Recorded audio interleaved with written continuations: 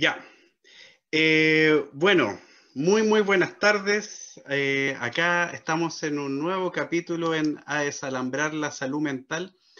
En este programa, como saben, que fue creado justamente para conversar desde diversas veredas sobre el vivir, sobre el convivir, sobre el bienestar, porque salud mental, cierto, ya lo hemos hablado, no solamente lo que hemos conocido de un diagnóstico, sino también y por sobre todo la experiencia de la comunidad y la expresión humana. Así que, bueno, comenzar presentando a una persona que pudieron ver ahí, está ahí en nuestras redes sociales, que publicamos. Se trata nada más ni nada menos que de Mauricio Reolés Bustos, poeta, músico, que ha estado presente en diversos momentos de nuestro país, ha vivido afuera, ¿cierto? Estuvo en Inglaterra, volvió, ha estado en diversas manifestaciones artísticas de lo que él cree, considera pertinente y bueno, agradecerte ahí, Mauricio, tu presencia y bueno, para esta conversación estamos también para compartir con mi amigo, compañero Francisco Bueno, periodista aquí del programa Desalambrar la Salud Mental. Así que, Francisco, te doy ahí el pase ahí para conversar también con Mauricio. Gracias, Alejandro. Sí, de dar las gracias también a Mauricio Redolés por estar acá con nosotros, compartir este tiempo y agregarte también que uno de sus poemas fue parafraseado ni nada más ni nada menos que por el presidente de México, Andrés Manuel López Obrador, que él también ahí nos podrá contar de qué se trató ese parafraseo que hace el presidente mexicano. Y además, decirte también que Mauricio Redolés dio a conocer un poema criticando la salida de los militares a la calle en su momento. Y eso tiene que ver con el estallido social. Y también ahí en el poema mismo destaca la frustración que hay en ciertos sectores de nuestra ciudadanía. Así que, Mauricio Redolés, te agradezco, muchas gracias también por estar acá, como te lo he dicho, lo conversábamos anteriormente, y partir esta entrevista, esta conversación, más que todo entre amigos, preguntándote ¿cuál es la reflexión que haces tú con respecto a esta situación actual en medio de esta pandemia, la cual ha generado una grave crisis sanitaria, económica y social también? Y tu punto de vista. Bueno, primero es algo inesperado, no está a la altura de que cayera un meteorito o hubiera un gran terremoto en todo el planeta, un terremoto silencioso, y que de una forma u otra hemos tenido que aprender a sobrellevarlo, en donde las naciones, los países de todo el mundo han buscado diferentes soluciones y ninguna de ellas detiene la muerte. Si puede morigerarla tal vez, si puede por circunstancias, vaya a saber uno de qué tipo, en algunos países le ha ido mejor que en otros. Se habla del modelo sueco, del modelo uruguayo, del modelo neozelandés. Obviamente que los chilenos tan agrandados que somos también hemos querido meternos, pero acá ha habido un mal manejo de la pandemia, eso es indudable.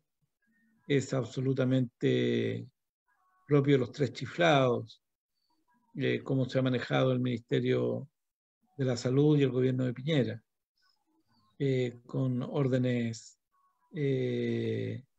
absolutamente contradictorias, inconexas, que continúan hoy en día, y con mucho clasismo, no olvidemos el clasismo. Chile es un país con una desigualdad enorme, con un ministro de salud que se sorprende que la gente sea tan pobre. Vale decir, un desastre total ha sido Chile. Evidentemente que estos fenómenos dejan en claro las debilidades y las fortalezas de los países. Yo creo que Chile, la gran fortaleza que tiene ha sido la solidaridad real, no la solidaridad de las Teletones ni de Mario Kreuzberger, digo la solidaridad entre los pobres, entre los sectores más necesitados, de las ollas comunes, de la visita a los postrados, del gran rol que han cumplido muchos y muchas trabajadores y trabajadoras de la salud.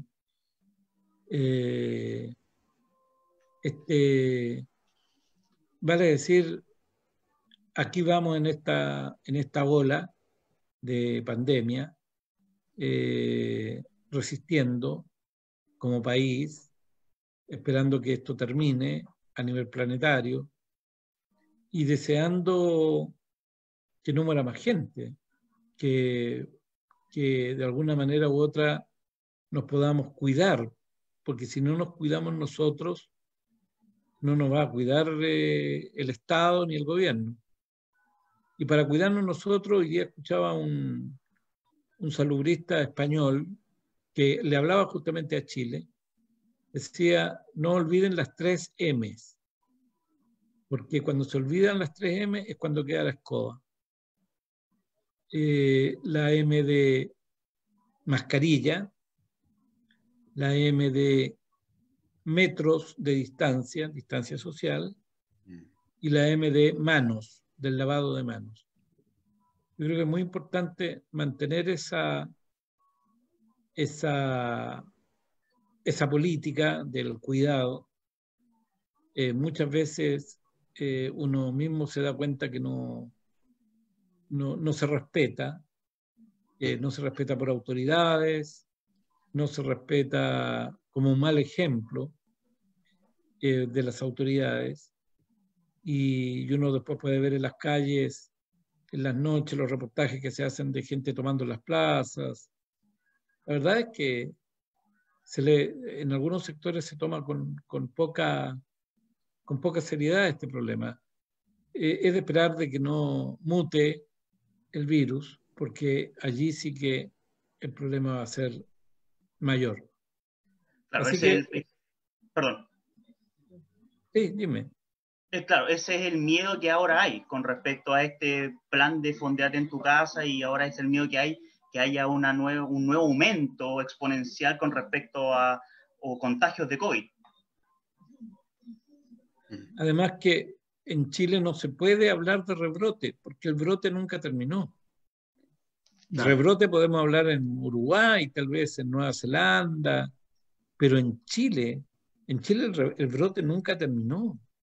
Por lo tanto, con más voluntad y con más oportunismo político, se empezó a hablar de la leve mejoría, se empezó a hablar del mejoramiento paso a paso, y la verdad es que eso ha llevado en que situaciones como en Punta Arenas, en Biobío, en Calama, esta cuestión va en aumento. Entonces, tenemos que tomarlo como...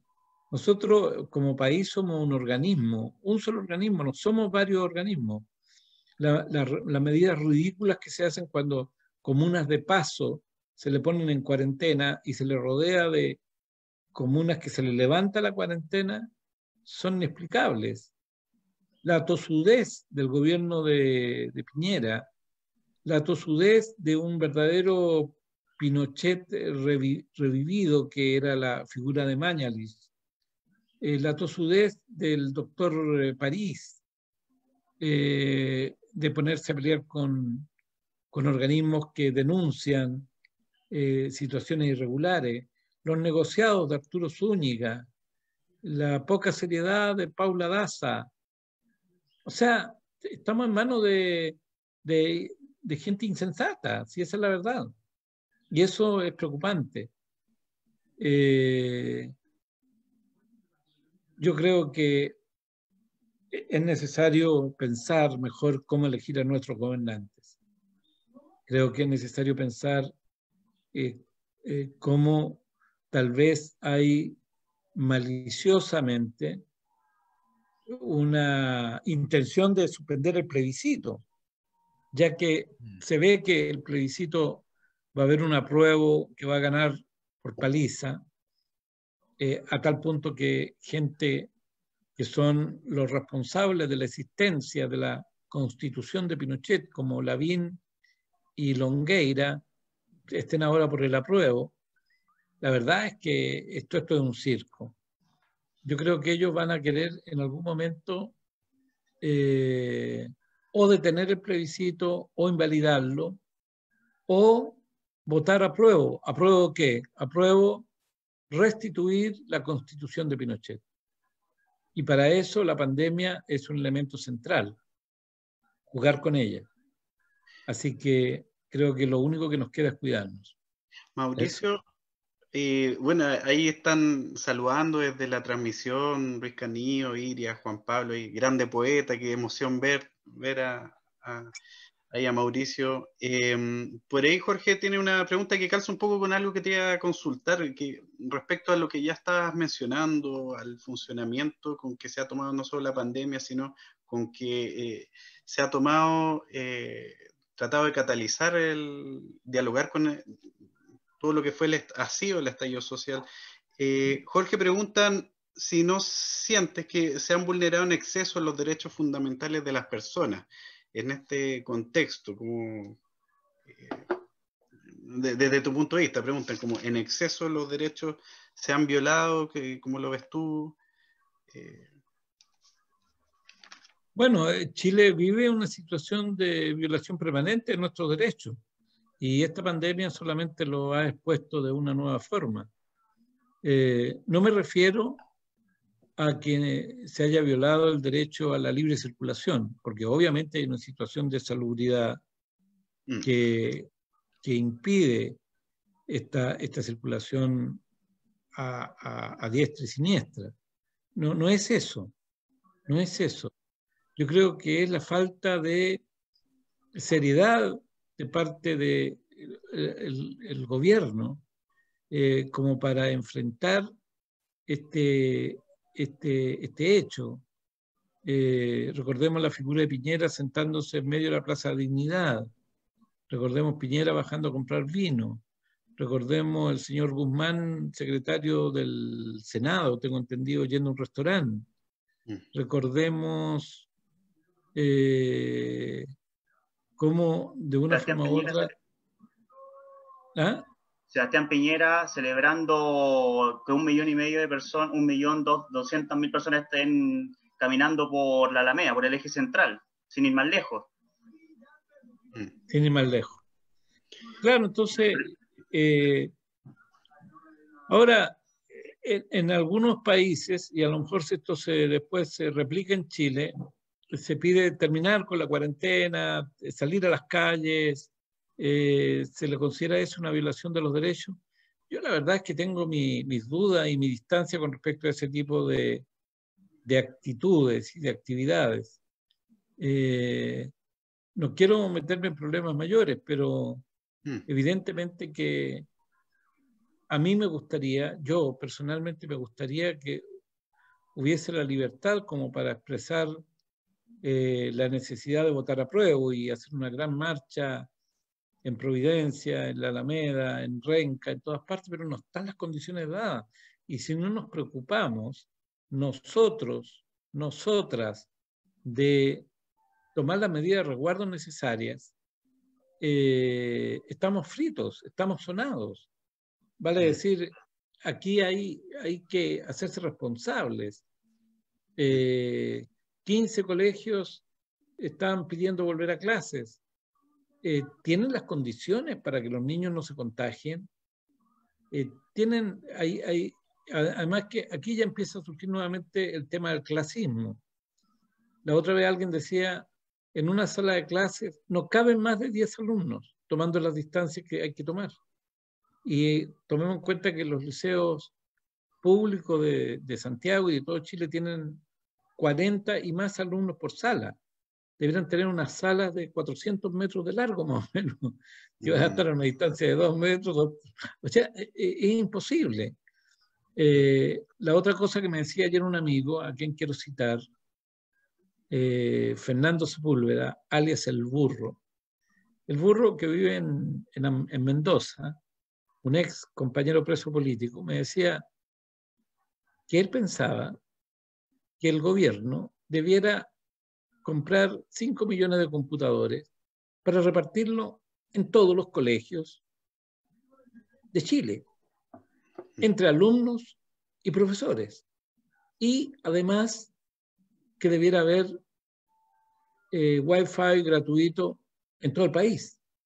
O sea, esas son medidas que realmente van en función de enfrentar la pandemia entregando dinero, haciendo una inversión y poniendo cara a los problemas de la educación, por nombrar un problema concreto. ¿Qué ocurre en los colegios qué ocurre en las familias donde hay un computador? El papá está haciendo teletrabajo, la mamá está haciendo teletrabajo y hay 3 hijos, uno en segundo, tercero básico, el otro en octavo y el otro en segundo medio. Imposible, con un computador imposible. ¿Qué pasa si no tienen conexión a Wi-Fi, producto de la situación económica? No tienen internet, etcétera, etcétera, etcétera. Muchas veces se toman medidas que son perfectas para funcionar en Las Condes o en Vitacura, pero no en Pudahuel ni en San Ramón, no en el barrio Yungay, donde vivo yo, acá en el centro de Santiago. La verdad es que este gobierno lo ha hecho de manera desastrosa, no tengo otra forma de describirlo, y en muchas ocasiones me he dado cuenta que la generosidad de los sectores más desposeídos en visitar a los ancianos, en visitar a las familias más necesitadas, a los postrados, a las postradas, hacen que este país siga sobreviviendo, siga existiendo. El egoísmo de las clases pudientes, arrendar el espacio riesgo 2 veces, pagaron 2 veces por los mismos servicios, el negociado de la mascarilla de Francisco Lavé, hermano del Lavé, torturador alcalde de Providencia, la compra-venta de cámaras GoPro por parte de Catherine Martorell, con una muestra de corrupción enorme, que se tapó, se le echó tierra encima, se sacó a Catherine Martorell de las cámaras de televisión y de repente reapareció y nunca más se supo. ¿Qué pasó con la fiesta de los camioneros y las prostitutas en la carretera? ¿Se sancionó a algún camionero? También desapareció esa noticia. O sea, vivimos en un país que son 2 países. Un país de la gente real y un país de la gente que está haciendo negocio, que está violando las normas y que solamente está trabajando en forma cortoplacista. Desde tu experiencia, Mauricio, y con respecto a lo que nos cuentas, ¿cómo se puede cambiar eso? ¿Cómo se puede cambiar eso, que tener esa visión de que estamos viviendo en 2 países diferentes? Mira, yo creo que es muy importante la educación, pero no me refiero solamente a la educación formal, porque si se trata de eso, también muchas veces deja bastante que desear. No lo digo por los profesores y las profesoras, ni tampoco por los apoderados ni los alumnos, lo digo por la intromisión que ha habido en la educación chilena de parte del Estado y que nos hacen terminar con ramos de filosofía, de arte, de historia. Tenemos gente, no recuerdo quién fue hace poco, un personero gobierno que dijo: yo nací en 1978, por lo tanto a mí no me pregunten, no tengo idea. O sea, ¿qué le van a preguntar de cuestiones de tiempo de la colonia y de la República del siglo XIX, si no había nacido? O sea, nadie podría hablar de historia en Chile con ese criterio. No, cuando digo educación en general. Por ejemplo, lo que ustedes están haciendo con este programa es educación. Y les agradezco y los felicito porque justamente de eso se trata, de educarnos en un sentido social, educarnos conociendo la historia de Chile, educarnos conociendo nuestras ciudades, nuestros barrios, desarrollando la memoria con respecto a lo que han sido los últimos 50 años, en este país. Educarnos cuando en la televisión muchas veces nos pintan el mundo de Bills y Pap y no se toma en cuenta cómo hemos llegado a la situación que llegamos, con un país con enorme cantidad de violación de los derechos humanos después del 73, que se repite el 18 de octubre, y en donde los principales responsables, vale decir la derecha, aparece hoy día como campeones de los derechos humanos, producto de que el Partido Comunista no negó con suficiente fuerza, o no negó, no apoyó la denuncia a la violación de los derechos humanos en Venezuela. Entonces nos golpea de vuelta la pelota y nos dicen, usted de la izquierda no respeta los derechos humanos, cuando somos las principales víctimas, cuando fueron miles de jóvenes socialistas, miristas, comunistas, radicales, que fueron asesinados por Pinochet. Nosotros siendo las víctimas de eso. Entonces, cuando hablo de educación, hablo de eso. Hablo de educarnos entre todos, entre todas, con respecto a la historia de este país. Y eso que nos lleve a participar en política. Porque si ha habido una gran ganancia de la derecha y del fascismo, es el desprestigio de la política. Y en el desprestigio de la política ha habido gente nefasta de parte de la así llamada izquierda o centroizquierda, como José Miguel Insulza, que va a rescatar a Pinochet a Londres, el principal responsable de la violación de derechos humanos. Gente nefasta. No voy a hablar del político más honrado de la política chilena, como se autocalificó Pablo Longueira. No voy a hablar de cómo parte importante de la democracia cristiana, encabezada por Patricio Aylwin, llamó al golpe de Estado en Chile en el año 73. Es decir, si vamos a elegir gobernantes, si vamos a elegir alcaldes, tenemos que educarnos para saber votar. Alguien va a poder decir es que son todo lo mismo. Ese es un discurso fascista, decir que es todo lo mismo. Entonces, cuando desprestigiamos bien la política, no tenemos necesidad de política, tenemos necesidad de militares. Y eso ya lo sabemos. Ya sabemos para dónde va esa cosa. La política es una actividad. ¿Sí? No. O termina la política. La política es una actividad absolutamente respetable y honesta.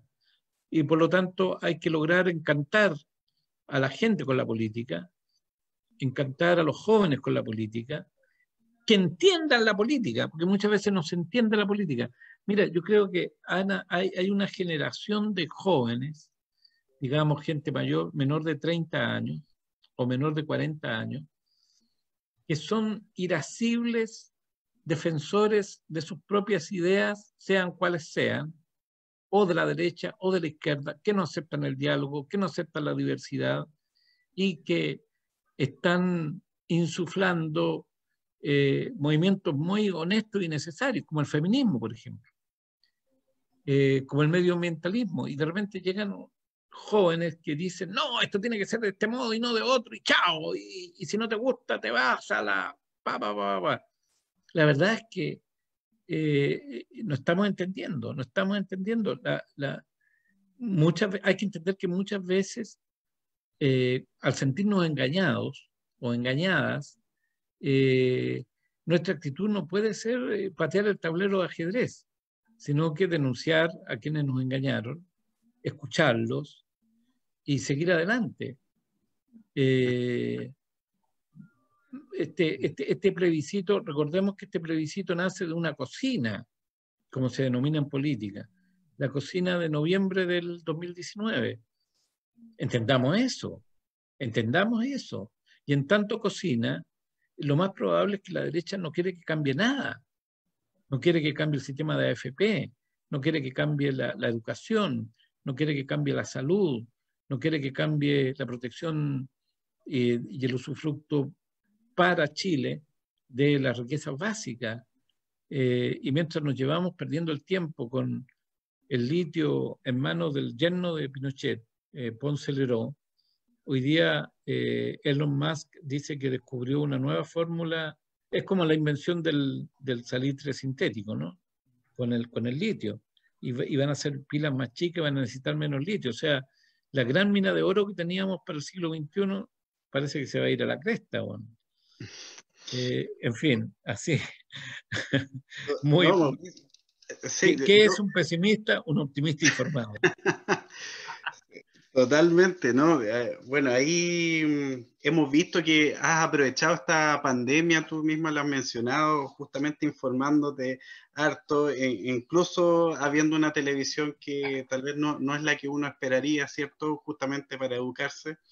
Y en tal sentido, yo quisiera tomar un poco una expresión que tú dijiste como antes de comenzar la transmisión, en la conversa ahí previa que teníamos, y que mencionaste como la poesía nos salva. Como esta forma o este efecto que tiene la poesía de salvarnos. Y me quedo pensando en este título que tiene el disco que estás preparando, ¿cierto? El Quiero seguir continuando, ¿cierto? Que es un nombre que también dice mucho, que también tiene que ver con tu propio accidente que tuviste, ¿cierto? En 2016 más o menos, como que dice mucho todo eso, el nombre, el título y todo. Entonces, ¿en qué sentido la poesía nos puede salvar? ¿El arte? ¿De qué manera ves tú, puede reflejar o ayudarnos en algún modo en todo lo que estamos viviendo en el contexto político, en el contexto pandemia? ¿Cómo lo ves tú ahí el rol desde la poesía a la música? ¿Cómo lo ves? Bueno, aprovecho tu pregunta, Alejandro, para pasar avisos comerciales. Adelante, ¿no?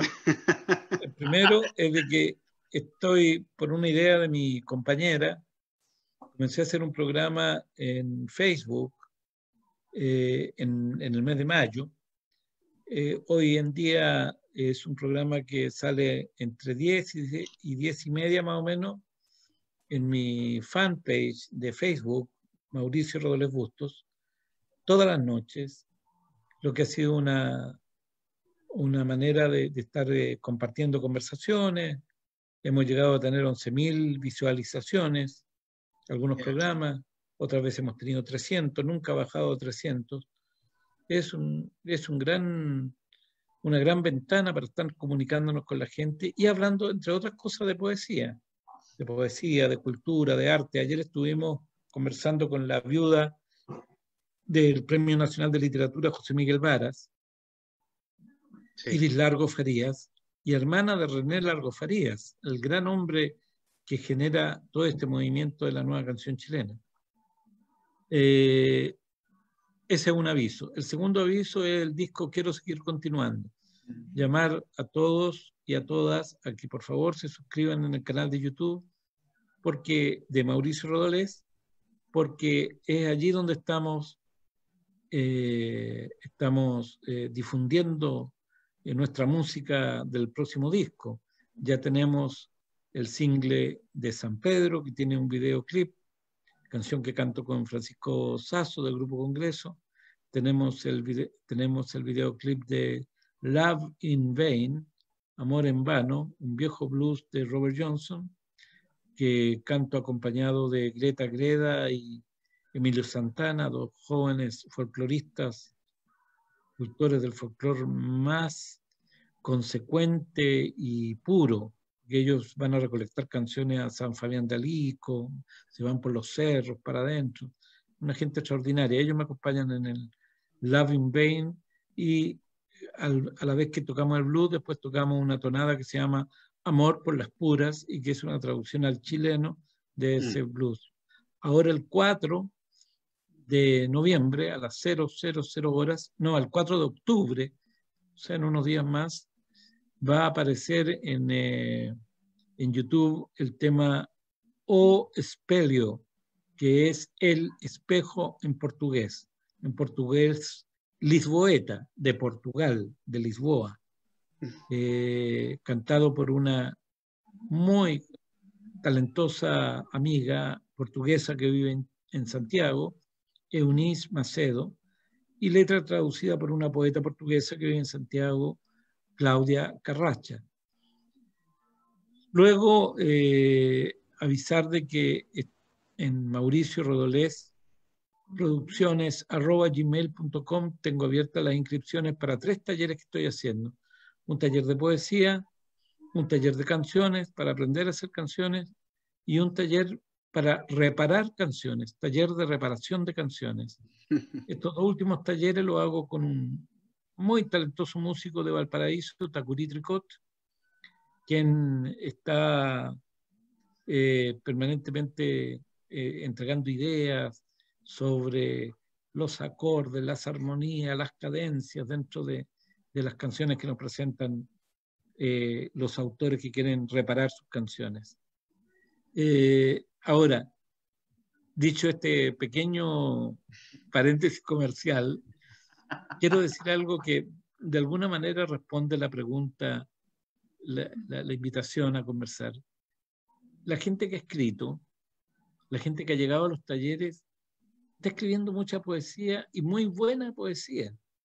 Y es una muy buena válvula de escape para nuestras tensiones, para nuestras angustias, para el momento que estamos viviendo. El otro día en mi programa, Mauricio Rodolés informa y comenta. Estuve leyendo algunos textos de ellos. Son textos de jóvenes y no tan jóvenes a veces, que hablan de la vida diaria, hablan de estar encerrados, pero con optimismo, con fe, con confianza en que de esto vamos a salir, estamos saliendo de una forma u otra. Yo quiero invitarlas a que vuelquen con sus hijos, con sus hijas, vuelquen algún espacio de tiempo todos los días a la creatividad artística, ya sea como espectadores o lectores, ver una buena película, leer una buena novela, un buen libro, y también atreverse a escribir, atreverse a cantar, a componer, a pintar, a dibujar. El arte en general es, diría yo, una forma de acceder a una dimensión de nuestra realidad que es de alguna forma más placentera, aunque no necesariamente siempre sea así. Solamente hay que ver la pintura El Grito de Munch, por ejemplo, para darse cuenta que Munch no lo estaba pasando muy bien cuando pintó. Tal cual. Tal cual. Pero me dio la atención que se había sacado ese famoso Munch con ese grito. Hay que de una manera u otra hay que darle. Fíjate que el video de El Espejo, que va a estar, repito, el 4 de octubre liberado, lo hizo un amigo mío, a quien quiero saludar con mucho cariño, René Dávila, un cineasta.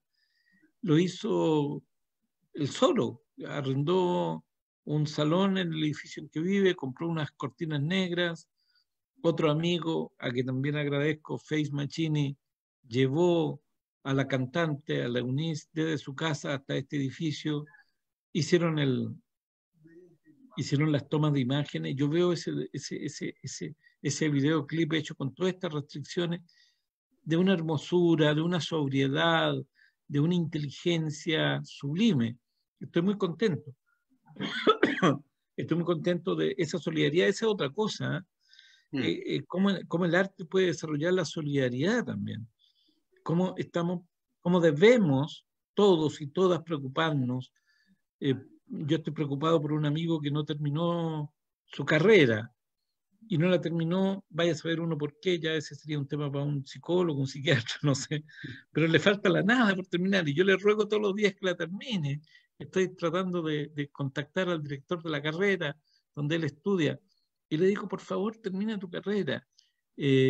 Otro amigo que acaba de hacer un documental precioso, me he movido con los contactos que tengo yo con universidades para que el documental puedan verlo los alumnos de estas universidades. Es un documental sobre Juan Vera, un dramaturgo y actor chileno que fundó una compañía de teatro que se llama El Riel, que todavía existe en tiempo de la dictadura, y que actuó durante años en forma gratuita en sindicatos, en poblaciones, en universidades, haciendo una labor de difusión, arte, definitivamente. Ah.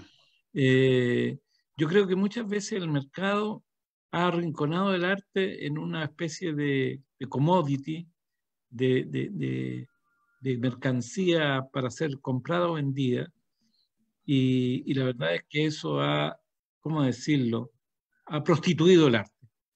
Yo creo que, lo decía el otro día, creo que, por ejemplo, esta famosa jornada de Teatro Mil es un negociado de gente que no tiene ningún ambague en recurrir a BHP Billington, a los que se llevan las riquezas de este país, ayudan a lavarles la imagen, y claro, es una fuente de trabajo para actores. Es lamentable, pero a eso nos ha llevado el mercado.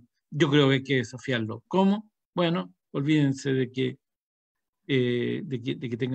tenga mucho público el Teatro Mil. Denunciamos cómo BHP Billington ha financiado, no voy a dar nombres porque la verdad es que para meterse en puros líos, pero ha financiado intelectuales, ha financiado programas de televisión, nosotros tenemos que hacer un arte independiente, tenemos que hacer un arte soberano, tenemos que hacer un arte para la gente, por la gente. Y estas redes, como Zoom, como Meet, como Facebook, deben ser las redes que nos permitan difundir con mucha propiedad y celeridad estos trabajos. Un amigo que recién mencionaba, René Dávila, fue el director de fotografía de un muy, muy buen documental, El viejo del poncho, dedicado a Gastón Sublet. Creo que tiene 150.000 visitas, una enormidad. ¿Tú crees que lo llamó el Mercurio para entrevistar a Villalba, el director, o a René Dávila, el director de fotografía? Nada. Y nunca lo van a llamar. Ni Canal 13, ni Canal 7, ni Canal 11. No los van a llamar. Pero sin embargo, para una película que yo he escuchado críticas que la hayan bastante mediocre, como Tengo miedo torero, y no es nada contra el MBL ni nada contra Castro, sino que sobre tal vez el director, quizás, no sé. Oye, le han dado una propaganda y no alcanza a tener ni siquiera la mitad de las visitas del documental El viejo del poncho. Así es la vida, compañeros.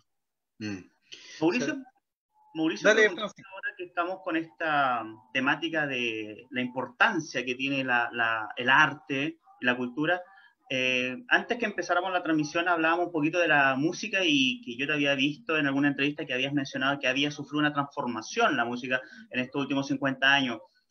Preguntarte cuál es la importancia que tiene ahora, en este momento, dadas las circunstancias, la música para la gente. Bueno, yo creo que siempre ha tenido importancia la música, pero lo que yo creo observar es de que ha habido una apropiación de la música por parte de las masas, por parte del pueblo, de los jóvenes, de las mujeres, de todo el mundo, que antes no existía. Yo contaba recién, aduciendo a una entrevista a Roberto Parra, en que él decía, creo que fue él, puede que esté equivocado, pero él decía que si se veía en los años 40, en los años 30, un hombre con una guitarra en la calle, de inmediato se pensaba que era homosexual, y de inmediato se pensaba que era el guitarrista de un prostíbulo, porque la guitarra era un instrumento de las mujeres. Imagínate con ese tipo de estigma poder llegar a hoy día en que miles y miles de jóvenes, hombres y mujeres, tocan guitarra y no se le asocia necesariamente con la prostitución. En segundo lugar, vencer el complejo tan chileno del pánico escénico. Yo me acuerdo que cuando joven, cuando yo nací en el año 53, hablo de los años 60, si tú tomabas una guitarra y te subías a un escenario, te silbaban, te tiraban pullas, tallas, te decían que te las dabas de cantante, no de que eras cantante, te las dabas de compositor, Cuando yo decía que yo era poeta y tenía, no sé, 20 años, se cree Neruda, se cree Neruda. O sea, había un complejo en nuestro pueblo, tal vez insuflado por la actitud de la derecha, que la derecha sí tenía derecho a tener poetas y a tener músicos y ir a París, pero el obrero, el joven, trabajador, a lo más podía jugar a la pelota, bueno, pero cualquier otra cosa que hiciera, oye, no, este gallo que te la está dando, existía esa expresión, se las da de actor, se las da de comediante, se las da de músico, se las da de... Se invalidaba ese Se intento. invalidaba inmediatamente. Actividad, claro. Yo cuando volví a Chile, el año 85 yo volví a Chile, recién los prisioneros estaban siendo reconocidos. Existía una escena rockera muy, muy, muy exigua. Solamente había rock en el gimnasio Lautaro, en la calle Euclides, paradero 2 de la Gran Avenida, y en el gimnasio Manuel Plaza, que estaba en Irarrázaval, en la plaza Egaña. Era el único lugar donde tú podías escuchar música en vivo, rock en vivo. Y era un rock más o menos antiguo, ¿eh? O sea, con todo el respeto que me merece el grupo Tumulto, pero los grupos rockeros eran rockeros como duros, como un rock más o menos de los 70.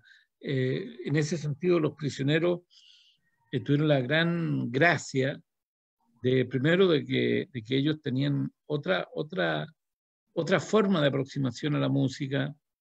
Ellos tomaban ritmos nuevos, se basaban más bien en el grupo de Clash, hacían ska, hacían reggae, hacían new romantic, hacían punk, hacían nuevos estilos musicales. Esa es la gran gracia de los prisioneros, y no menor gracia es que hayan tenido un empresario detrás de ellos. Si no hubiera estado Carlos Fonseca y la disquería Fusión, los prisioneros no serían conocidos ni en Chile ni en Latinoamérica. Fue gracias a Carlos Fonseca que los prisioneros fueron conocidos, porque él puso plata, puso recursos, compró instrumentos, arrendó teatro, y eso produjo los prisioneros. Después vino una segunda oleada de música independiente basada en el rock argentino, en donde estaba grupos como Viena, el grupo de Caramelli, ¿cómo se llamaba? Cinema. Había otro grupo que se llamaba En Grupo. Eran más o menos malos, ¿ah? Y los prisioneros también eran malos. Yo nunca he sido admirador de los prisioneros. Aparato raro. Oye, el hijo del cantante Aparato Raro ahora canta trap, creo. O sea, mira, yo saludo todo esto. Mi grupo son ellos mismos, que grabó el disco Bello Barrio. Nunca es mencionado en ningún tipo de resumen de la música de los 80. Nunca es mencionado. ¿Por qué?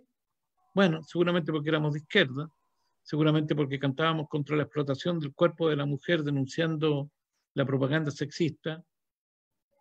40 años antes que lo hagan las feministas hoy día, lo digo y lo dice Marisol García. La primera canción feminista de Chile fue Cierto Espectáculo de Santiago de Chile. Y yo no lo hacía por ser un huevón muy lúcido, lo hacía porque había vivido en Inglaterra, y cuando llego a este país me doy cuenta que así era la cuestión. O sea, la mujer era una de cambio solamente. Lo hacía porque lo veía y lo vivía.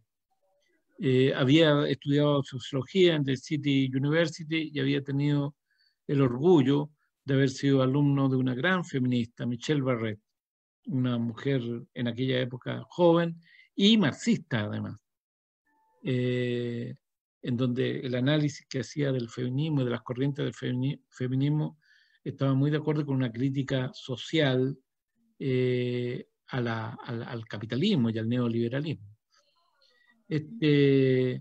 Entonces, tú ves cualquier resumen de la música de los 80, están Los Prisioneros, Aparato Raro, Scaramelli con Esos Locos Rayados, y Bello Barrio con Mauricio Rodolés, jamás lo van a ver. ¿Es el precio que tengo que pagar? Es el precio que tengo que pagar. Yo estoy claro, si el oficio de francotirador tiene sus costos y yo soy un francotirador. Ahí estoy disparando y continúo disparando. Sí, bueno, hay un... Sí, es que quizás fue un momento incómodo, porque siempre fue muy comentado como este comentario que hiciste, por ejemplo, en este programa de televisión, en el de jueves, en su momento. Sí, yo disfruté mucho esa frase, ese comentario, de decirlo, pero claro, cosas de ese tipo como que generan, me imagino lo difícil que ha sido ese momento ahí como enfrentar eso, pero... quizás me voy por otra parte del arte, aprovechando la conversación que tú citabas de ayer en tu canal, José Miguel Varas. Un momento que tú dijiste, ojalá acercarme a esa locura, algo así dijiste, a esa locura de José Miguel Varas. Generalmente se ve como algo, la locura es como muy estigmatizada, ¿cierto? Pero tú lo colocas como un deseo, como un Ponme la horizonte. luz. ¿Tú lo ves como qué, perdona? No, no, que tú lo proponías como un horizonte, cómo poder apostar a esa locura, ¿cierto? Ya, mi amor. Y hablando de salud mental, justamente es algo que siempre decimos, como luchar contra el estigma, ¿cierto? Y ver esta locura como algo que puede construir también, por un lado. No sé qué Sí, piensas de yo eso. voy a tratar de citar lo que dijo José Miguel Varas para ser justos con con esta frase. Y acá tenemos una novela, mira. Ahí, Ah, qué bien. Puta, excelente, excelente. Kawini por ahí. sí, Mira, ahí. cuando él recibió el Premio Nacional de Literatura, dijo, es un premio al empecinamiento, a la constancia, a una dedicación difícil de superar, que es una forma de locura también, la literatura. Eh, claro, la verdad es que es una locura y es una droga, diría yo. Es una droga muy barata y es una droga que no te considera, ¿cómo se llama? Te provoca adicción, pero que no daña tu salud. Te sana, diría yo, la literatura. Eh, yo empecé a escribir eh, a los 18 años más o menos. Antes había escrito a los 16, había escrito a los 9, 10 años. Pero a partir de los 16, a partir de los 18 años empecé a escribir. Y creo que yo era muy tonto, creo que lo sigo siendo en todo caso, porque cuando me llevaron a la Academia de Guerra Naval y, y me llevaron a la sala en donde teníamos que esperar ser torturados, empecé a escuchar los gritos de los torturados, que estaban a 10 metros. Eran unos gritos espantosos, eran aullidos como de animales, de compañeros que les ponían electrodos en los genitales, que los golpeaban, los quebraban. Eh, y yo decía, qué bueno estar acá, porque soy testigo de esto. Soy testigo para poder escribirlo después. Mira qué pelotudo más grande. Pero dime si no me sanó eso o no me sanó. Me habría desesperado, me habría deprimido para el resto de mi vida, me habría suicidado. Pero yo lo veía como estar viviendo un momento histórico y estar ahí, al lado. Aunque yo después iba a ser víctima de eso. Y aunque yo después como víctima de eso iba a terminar en el hospital. No lo digo por ser valiente, lo digo por ser pelotudo. No me estoy haciendo un héroe. Estoy diciendo, a lo mejor fui inconsciente con mi propio cuerpo. Pero a eso te lleva la poesía, a eso te lleva la literatura. A que cuando tienes un amor despechado, escribes un libro, escribes un poema, te sanas de una forma u otra. Hoy día tuve una noticia muy bonita en la mañana, a mediodía. Escribí 15 páginas recordando a un viejo amigo, a un expreso político, y se lo envié a una amiga con la que estamos trabajando para hacer un guión de cine. Y lo envié. Y ella me llamó emocionada y me dijo que estaba muy bello. Y yo pienso, qué bueno que logré escribir eso para recordar el amor que le tenía yo a mi amigo. Estamos hechos de amor también, no hay que olvidar eso. Estamos hechos de cariño, estamos hechos de fidelidad, de solidaridad. No digo solamente el amor de pareja, digo el amor entre los amigos, el amor entre las amigas, en las comunidades, en los clubes, en los partidos de políticos, en los trabajos, cuando uno encuentra un partner. Yo fíjate que este amigo mío estaba en las antípodas políticas conmigo. No éramos compañeros de partido, al contrario. Yo era pro-soviético y él era pro-maoísta. Y yo me preocupé de rescatarlo de las garras de Pinochet y llevármelo a Inglaterra, con su familia, con su mujer, con su hija, con sus hijos. Y nos abrazamos en Londres. Yo recuerdo eso con mucho cariño. Él murió hace unos años atrás. Y lo he podido escribir. Entonces, imagínate, si no lo habría podido escribir, si no lo hubiese escrito, mi hijo, mi hija, mis nietos no habrían sabido de ese pedazo de mi vida, de mi amistad con José Manuel Valle Olivares, alias el Pepe Valle. Un tipo absolutamente loco, increíblemente loco, muy, muy ultra, maoísta. Y una buena persona, una bella persona, un poeta loquísimo.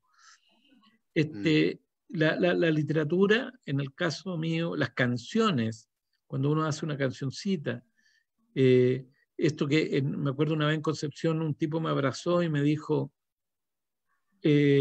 cuando me casé con mi mujer, bailamos El Espejo, que es una canción que está en el disco que mató a Gaete.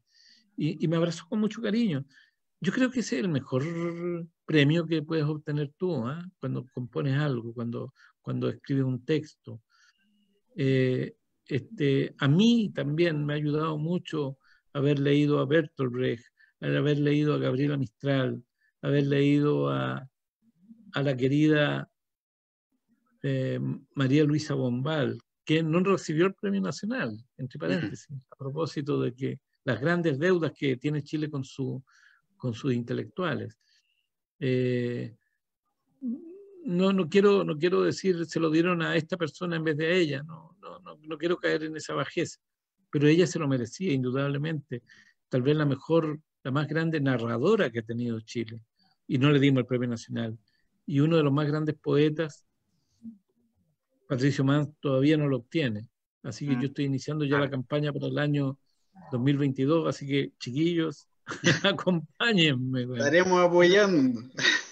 Claro, tiene novelas impresionantes, solamente se le conoce por sus canciones, pero tiene novelas traducidas al francés, traducidas en Francia, con premios y todo eso. La literatura, la canción, la pintura, son vías de expresión tan poderosas. Voy a terminar esta parte con una anécdota que leí por ahí que me parece que grafica muy bien lo que quiero decir. Cuando en no sé, en Francia creo, o en España, no sé, creo que estaba en Francia, Pablo Picasso, y había recién terminado su pintura El Guernica, que es en homenaje a Guernica, un pueblo vasco que fue bombardeado por los nazis, donde murieron muchos niños, mujeres, hombres, animales, fue bombardeado por los nazis. Y él recién había terminado el Guernica, y irrumpen los soldados nazis en su atelier, y miran la pintura y le dicen, ¿eso lo hizo usted? Y Picasso les dice, no, ustedes. Oh, mira. Entonces, mira. el arte tiene esa fuerza, esa calidad, y es algo que no debemos olvidar, que siempre debe estar presente con nosotros. Ese regalo que recibimos de Santiago Natino, degollado por la dictadura de Pinochet, Ustedes saben, yo me enteré de esto hace poco, él fue el que se le ocurrió hacer de un patito amarillo el logo del Banco Estado. Ah, sí, hay una Imagínate, foto por ahí, sí. imagínate, nos dejó esa figura tan amable de un pato, un artista, Santiago Natino. Yo la verdad es que creo que el arte es una... Hay una frase de Aragón, poeta surrealista francés, que a propósito de unas críticas que se le hacía a un trabajo de él, decía, tengan un poco de piedad con los artistas, porque nosotros estamos en la frontera de la realidad. Y evidentemente cuando tú escribes, cuando tú pintas, cuando tú haces una película, estás llevando la realidad a una frontera. Más allá de esa frontera está el arte, más acá está la realidad. Y muchas veces la realidad es más artística que el propio arte. Hoy, Mauricio, gracias por la anécdota y por todos estos datos que están, pero tremendamente valiosos. Estamos en los últimos minutos ya, para no quitarte más de tu tiempo, pero me hiciste acordar de algo que decía Raúl Zurita también respecto a que la gran poesía para él era como que ojalá las cosas por las que tuvo que escribir poesía no hubiesen nunca existido, en verdad. Me hacía acordar de eso que tú estabas mencionando. No sé, Francisco, si tú, bueno, ¿tienes alguna pregunta pendiente ahí como para ya darle cierre a Mauricio? Mauricio, preguntarte, y no te puedo dejar de no preguntarte, con respecto a esta frontera de la cual tú hablas, y preguntarte si Joaquín Lavín pasó la frontera al decir de que estaba visto desde que él es prácticamente un socialdemócrata ahora.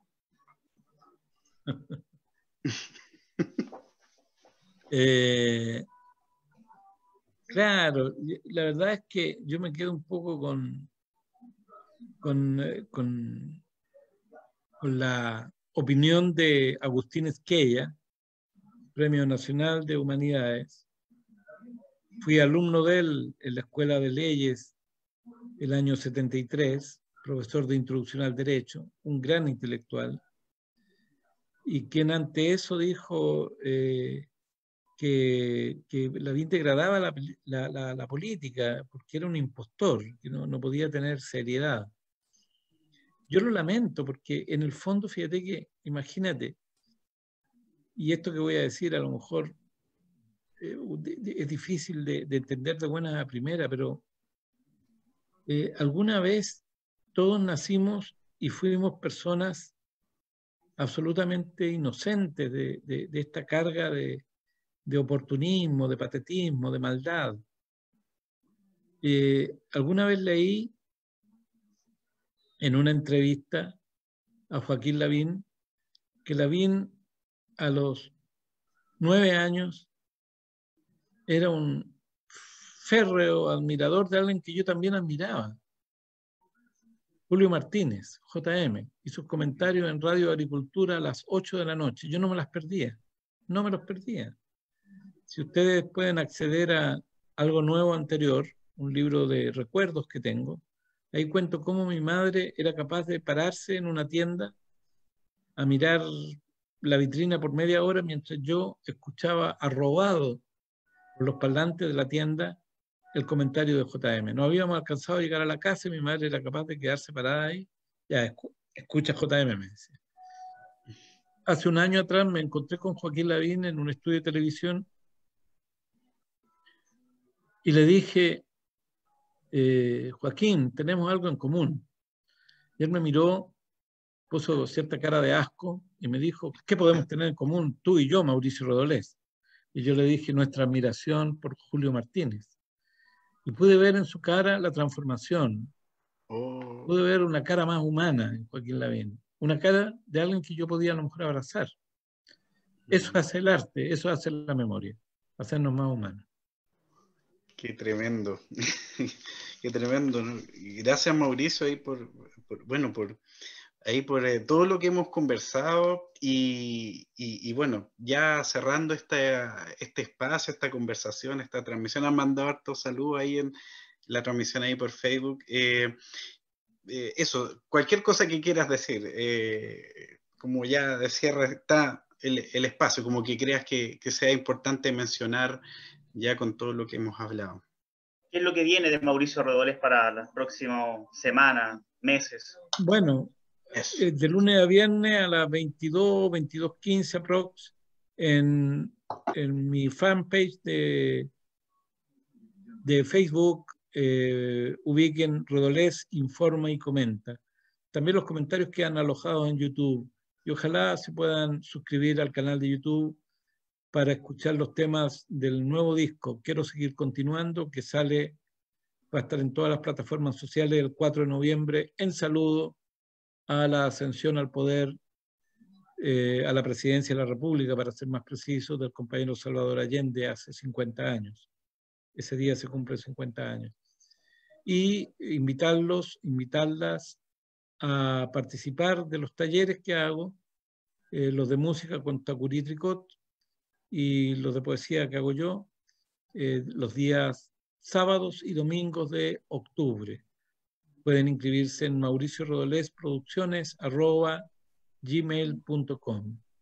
Eso, y muchas gracias por la invitación a conversar. No, pues que